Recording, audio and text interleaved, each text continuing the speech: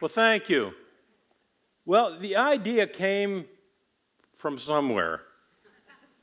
It's the idea of taking abandoned, soon-to-be abandoned highway bridge and turning it into a North Carolina tourist attraction.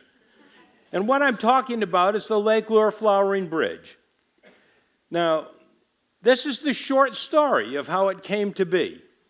In February of 2010, I happened to be traveling down US 6474A, about ready to cross this bridge, when I just noticed that the state of North Carolina was beginning construction of a new bridge. So I, of course, stopped to see if they needed any help with supervision. And when I got out of the car from where I was looking, I actually got that view, my first view of the bridge, the profile of the bridge. And it's a beautiful bridge with Mediterranean type style and triple arch and concrete bridge. And I was just thinking how beautiful that was when all of a sudden, in one of those strange snapshots of the mind, all of a sudden I saw that bridge covered with flowers and bushes and shrubs and everything blooming and beautiful, and people walking across it and vines coming down into the water. And I said to myself, what a gorgeous entrance that would be to Lake Lure and the Hickory Nut Gorge. And then all of a sudden, just like that, it's gone.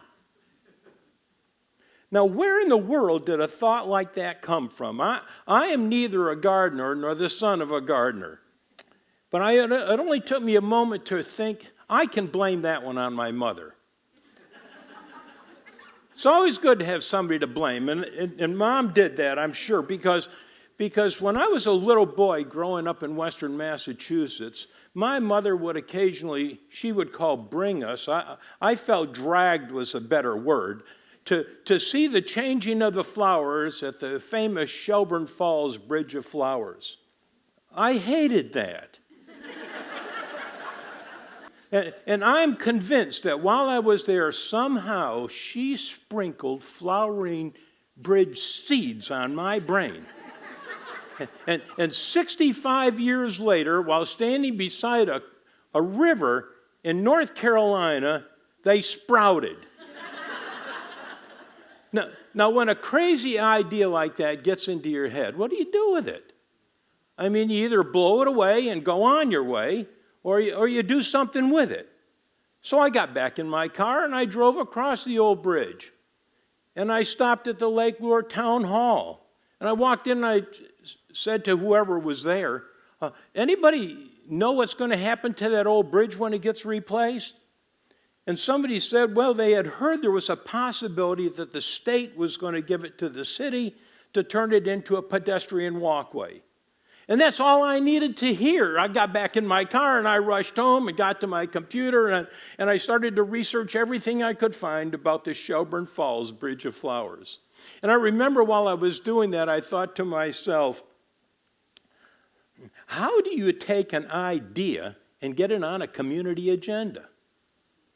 How do you take a vision and put it on a community agenda? Well, there was nobody there to answer the question. So I just gathered up the stuff that I had and drove back to Lake Lure Town Hall. And I talked to the town manager and shared the idea with him. And then I talked to the mayor and shared the idea with him. I talked to custodians. I talked to secretaries. I talked so much that I walked out of there as the newest board member of the Parks and Recreation. Y'all know how that happens. So for the next year or so, I'd sit in these meetings, and whenever it was appropriate, I would sprinkle some flowering bridge seeds into the conversation until one day they sprouted. And they said, well, let's give it a try. Well, before they changed their mind, I had 2 public meetings scheduled for citizens to get the idea and respond to it. And the response was so strong and positive that out of that, we decided to create a new organization called the Friends of the Bridge. They were to promote the idea.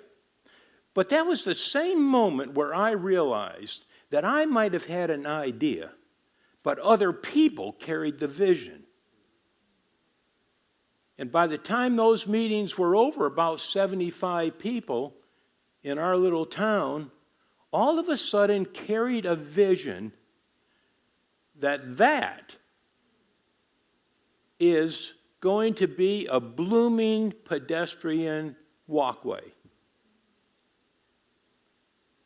Well, it turned out then that the state of North Carolina did give us the bridge, gave it to the town. And then the town looked to the Friends of the Bridge and said, will you design and create this thing? So the task began, and we were excited, but there were serious questions. How do you do it? How do you plant a garden on a concrete bridge crossing a river without destroying the bridge or the ecosystem that surrounds it? We had to study that long and hard. What we decided to do was we were going to create a working board, and they could figure out the answers to those questions. So they began contemplating that. In no time at all, they had come up with a clear statement of purpose for us.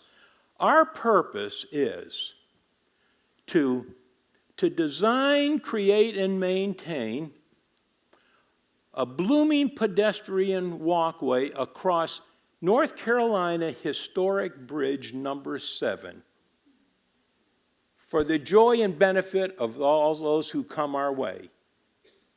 And looking at a picture like that, we said, we're going to call it a Lake Lure Flowering Bridge. The bridge to somewhere beautiful. Then we decided we need money. So, Friends of the Bridge, people who also shared that vision, donated $20,000 to get us started on it. That was good enough to get us on the task of hiring an architect to design what we envisioned. And then we started the wonderful search for a contractor who would build what we have designed. And that put us in a deep depression because the lowest bid was $330,000 above our budget. We were in deep, dark depression at that moment when one of our board members said, I'll tell you what, I will volunteer to be the project director. Let's just do it with volunteers as far as we can go. And that sounded great, so we all said, okay, we'll build it ourselves with $20,000 in volunteers. That was a big jump. So we created an organization that helped us to get the thing done. And on September 2012, exactly 2 years after the original idea, construction started on the bridge. And our amazing volunteers in 7 months produced an amazing garden.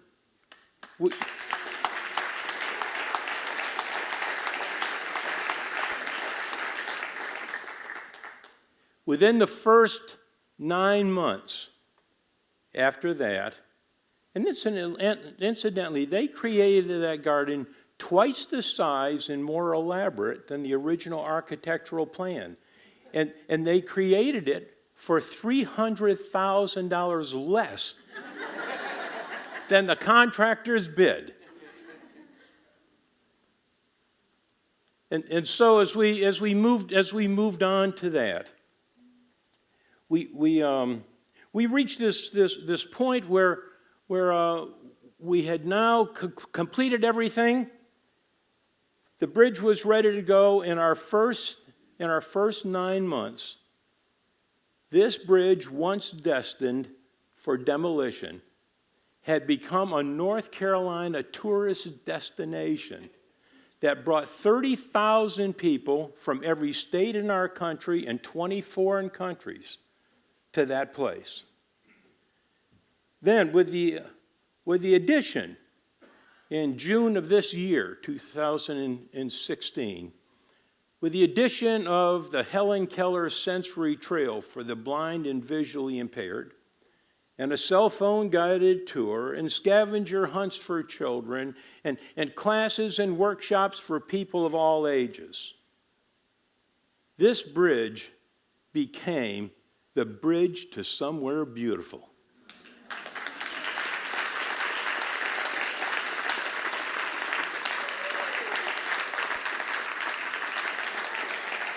And it stands today as a monument to the power of an idea and to what communities working together can do with an idea.